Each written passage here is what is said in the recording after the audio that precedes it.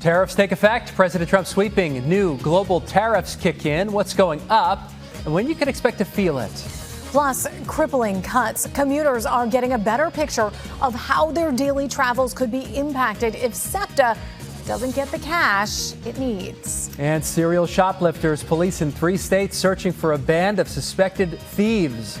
But it's who they say the women have with them that's raising concerns. Those stories and more on today's edition of The Lineup. It's Thursday, August 7th, 2025. Hey everyone, I'm NBC 10's Keith Jones. And I'm NBC 10's Lauren Mayk. Let's get you up to speed with what you need to know today, starting with President Trump's worldwide tariffs. They went into effect at midnight. 90 countries are impacted. Most imports will now face a baseline 10% tariff, with the highest being 50%. NBC 10's Katie Zachary has a look at how this will impact your wallet. That's right. These new tariffs are affecting many everyday household items, things that you'll find in your shopping cart when you come to a shopping center, things like clothes that are made not in this country, things like shoes that are imported from different countries, even produce, your favorite produce, bananas, pineapples, cucumbers, and even your morning cup of coffee could be subject to these higher tariff rates. Take a look. President Trump marked the beginning of this new era of the new tariff wave Thursday morning with a post on Truth Social saying it's midnight, billions of dollars in tariffs are now flowing into the United States of America. As of midnight Thursday, new tariffs of at least 10% now imposed on goods coming into the U.S. from nearly 70 different countries. This will affect the cost of things like footwear and clothing made in Vietnam, that country seeing a 20% tariff rate. Items from Brazil, things like coffee beans, subject to a 50% tariff rate. Also, new tariffs of 15 to 50% will affect many food items imported to the U.S., increasing prices of produce from Central America, things like bananas, pineapples, peppers, cucumbers. Also, things affected wine and spirits from Europe. Back out here on our shopping cart of items that will likely see an increased cost because of this new tariff rate. Experts say don't expect it to hit your wallet today immediately based on tariff rates that went into effect earlier this year. We know it'll likely trickle down to the consumer within a matter of months. Reporting from Plymouth Meeting, Katie Zachary, NBC 10 News. Now to the looming deadline for SEPTA. The transit agency says it has 1 week to secure more than $200 million in funding. Yesterday, SEPTA unveiled the new schedules for bus and regional rail routes that would go into effect with these proposed service cuts. 32 bus routes would be eliminated, metro lines would become less frequent, and there would be no special express for sporting events.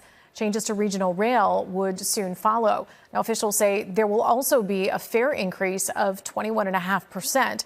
And here are the key dates to keep in mind. The funding deadline is August 14th. Then, if there is no deal, service cuts would begin on August 24th. Riders we spoke with are working to figure out a plan.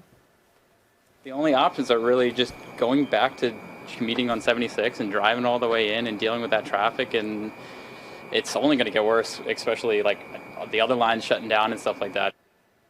Yesterday, a state House committee passed a bill that combines funding for SEPTA with new accountability measures initially introduced by Senate Republicans. Well, now that's headed to a vote before the full House.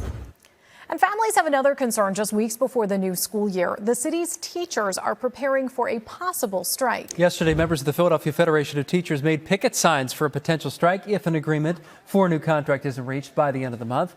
Their current contract ends on the 31st, 6 days after the school year begins.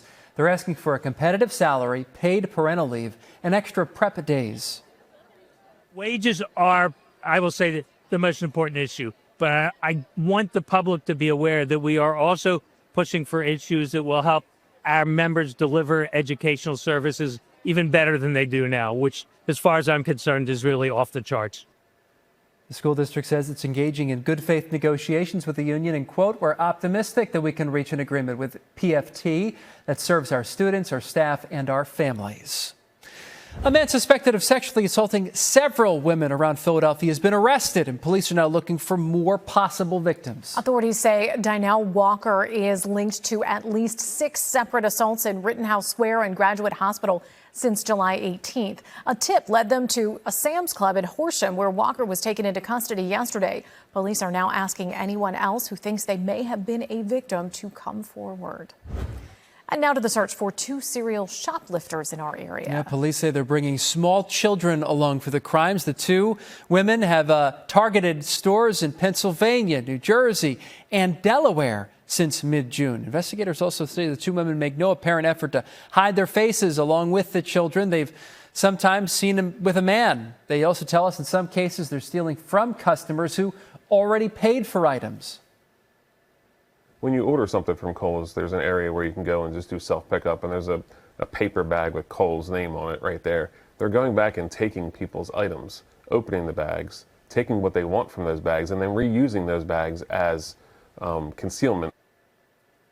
Investigators also say the 2 women have a special interest in Lego sets. If you recognize them, police want to hear from you. Hey, the excitement is building in South Philadelphia as we get set for the return of Eagles football. That's right. The Birds open the preseason with the Bengals tonight at Lincoln Financial Field. And you can only watch the game right here on NBC 10. We get more from our Neil Fisher live at the Link.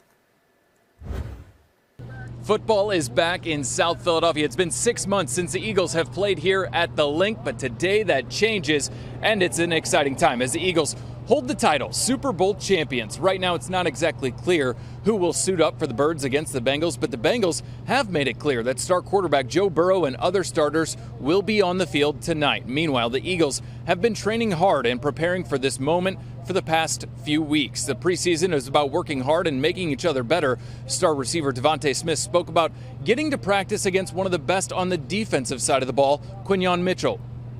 Going against Q, you can really see the step that he's taking, man. You know, it's not easy going against Q. You know, he's making it tough on us, forcing us to make contested catches and things like that. So I feel like it's really good for our room. Practice is supposed to be harder than the game. You know, you go through practice, especially when you're going against guys that we've been going against for however long we've been practicing. They know what you're going to do.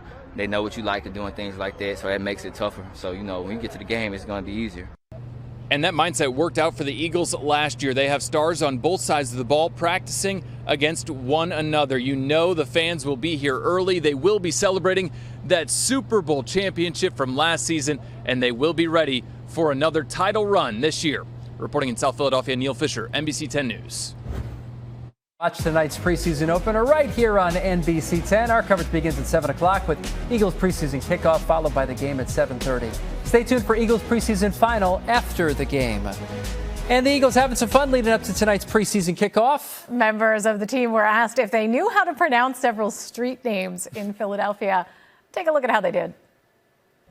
Schuylkill, Soliloquill, Schuylkill, Algeny, Allegheny, Allegheny, Salmon, Salmon. Oh, well, the Eagles social media team had a good time at camp quizzing the players on their pronunciation. But the truth is, we'll all forget about whatever their pronunciation is, as long as we can say Super Bowl champs again. That's right. Yeah. Be good at football, right? That's what it is. Yeah, that's what we And do. then be active members in the community as they are. The Eagles do a really great job. But there are some of these that are tough for outsiders. You know what I mean? Topahawken is a good one. Conshohocken. Schuylkill is one that always throws everybody off. And they may know it, but when you see it, you see it written out, it's harder sometimes than to just repeat it. Absolutely. Yeah. Yep. All right. Well, that does it for this edition of The Lineup. For Lauren Mayk, I'm Keith Jones. You can get NBC 10 News updates right here on the NBC 10 app. Catch us weekday mornings from 5 to 7 a.m. Have a great day.